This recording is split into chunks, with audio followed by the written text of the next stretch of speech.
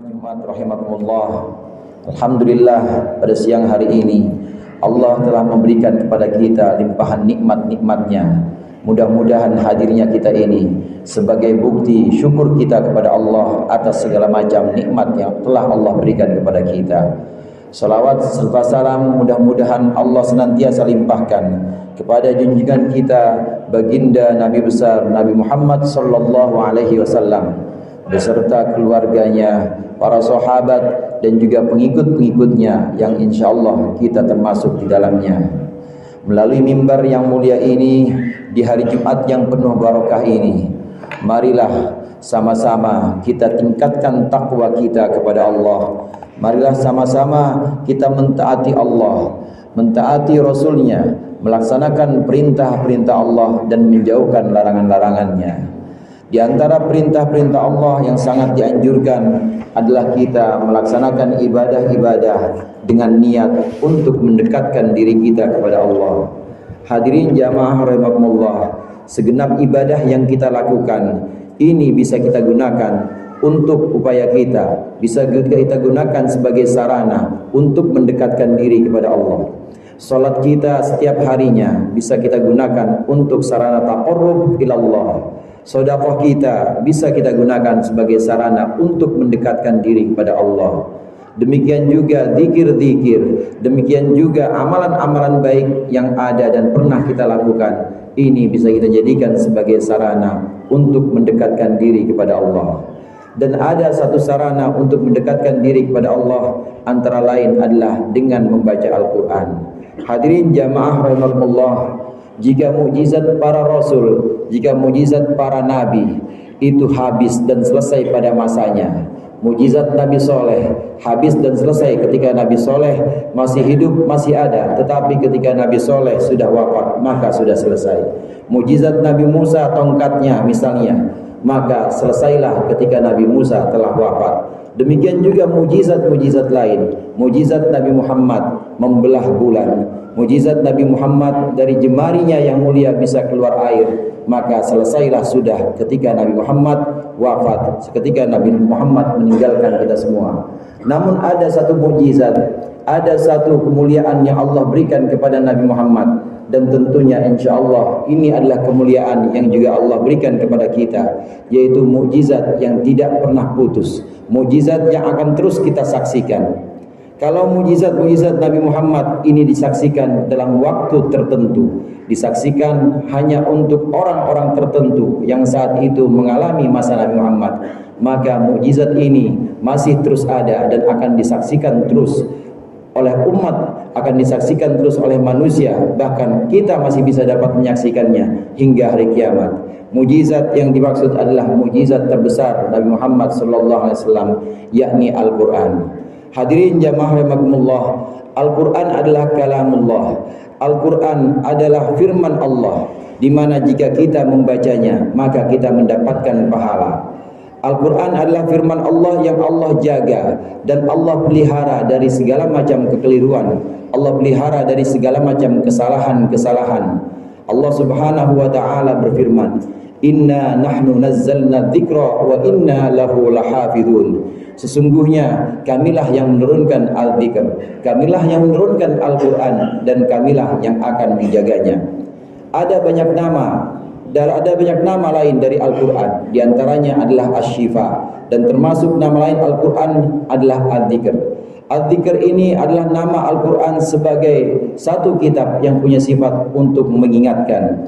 Hadirin jamaah rahimakumullah, kita yang tidak mengerti, seseorang yang tidak mengerti arti dari ayat-ayat yang dibaca, maka akan tetap mendapatkan pahala dari bacaan-bacaannya.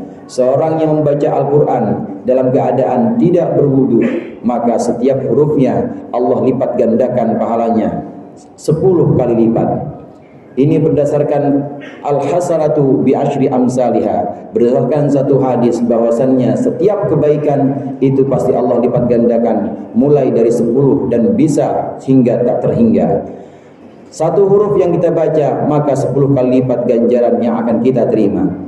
Ini jika dibaca tanpa wudu. Kemudian yang kedua, apabila kita membaca Al-Quran dan kita dalam keadaan berwudu, kita dalam keadaan bersih, maka kita akan menerima setiap hurufnya ganjaran atau pahala 25 kali lipat. Dan yang paling tinggi adalah ketika kita membacakan Al-Quran dan kita dalam keadaan berwudu, tentunya kita dalam keadaan sholat menghadap kiblat, kita menghadap Allah. Oleh karenanya bacaan-bacaan dalam sholat kita, surah Al-Fatihah, kemudian bacaan surat-surat setelahnya, ini adalah bacaan-bacaan yang paling tinggi. Ini adalah bacaan-bacaan yang paling mulia dari situasi dan kondisi apapun. Karena kita lakukan dalam keadaan berwudu tentunya, dan juga kita lakukan sambil menghadap Allah, yakni melaksanakan sholat di hadapan Allah Subhanahu wa ta'ala.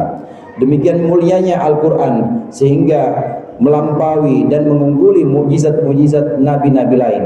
Jika mukjizat nabi-nabi lain putus, jika mukjizat nabi-nabi lain sudah selesai pada masanya, maka Al-Quran Allah kekalkan untuk kita. Allah kekalkan hingga hari kiamat, sehingga banyak yang bisa menyaksikan mukjizat, banyak yang bisa menyaksikan kemuliaan Al-Quran ini.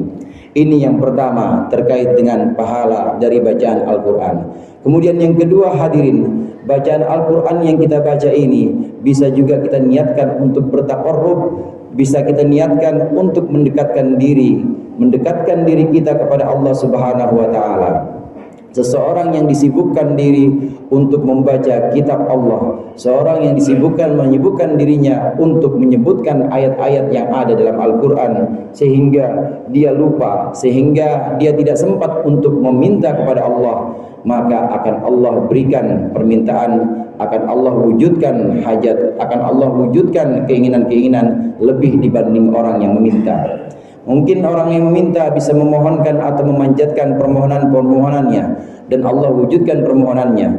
Sedangkan orang yang sibuk membaca Al-Quran hingga dia lupa hajatnya, hingga dia lupa tidak panjatkan doa-doanya, maka akan Allah berikan lebih dari yang diinginkan oleh orang tersebut. Taqarrub atau mendekatkan diri kita kepada Al-Quran, ini adalah satu cara yang paling mudah, di mana setiap hari bisa kita lakukan, setiap hari dan setiap waktu bisa kita lakukan dalam keadaan sholat, di luar sholat dalam keadaan berwudu atau tidak dalam keadaan berwudu. Namun hendaklah kita membaca Al-Quran dalam keadaan yang paling sempurna. Kemudian hadirin, yang ketiga sebagai kesimpulan, semua amalan-amalan kita bisa kita jadikan sebagai sarana untuk mendekatkan diri kita kepada Allah Subhanahu wa ta'ala. Selain pahala yang kita dapat dari amalan-amalan tersebut, maka ketahuilah bahwasannya setiap perbuatan-perbuatan baik ini bisa menghapuskan dosa-dosa kita sebelumnya. Rasulullah sallallahu alaihi wasallam bersabda, "Wa atbi'is sayyi'atal hasanata tamhuha."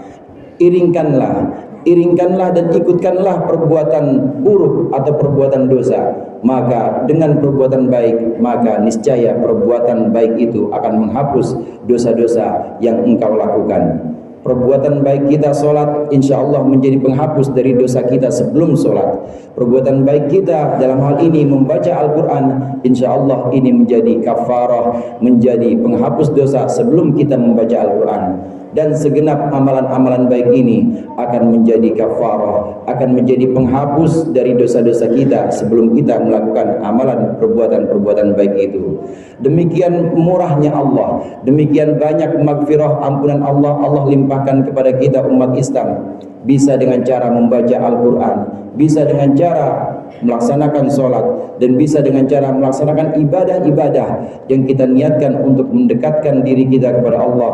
Otomatis pahala kita dapat, dan juga Allah akan memberikan maghfirah atau ampunan kepada kita semua dengan amalan, dengan perbuatan-perbuatan soleh itu. Hadirin jamaah rahimakumullah, kiranya ketika Allah sudah menghapuskan dosa-dosa kita, ketika Allah sudah membersihkan diri kita, maka Allah akan memberikan kepada kita perhiasan-perhiasan dalam arti rahmat dan kasih sayang Allah. Pemberian Allah yang lebih pasti akan Allah berikan ketika kita sudah bebas atau sudah bersih dari dosa, sudah terhapus dosa-dosa kita dengan amalan-amalan ini. Mudah-mudahan kita bisa mengamalkannya.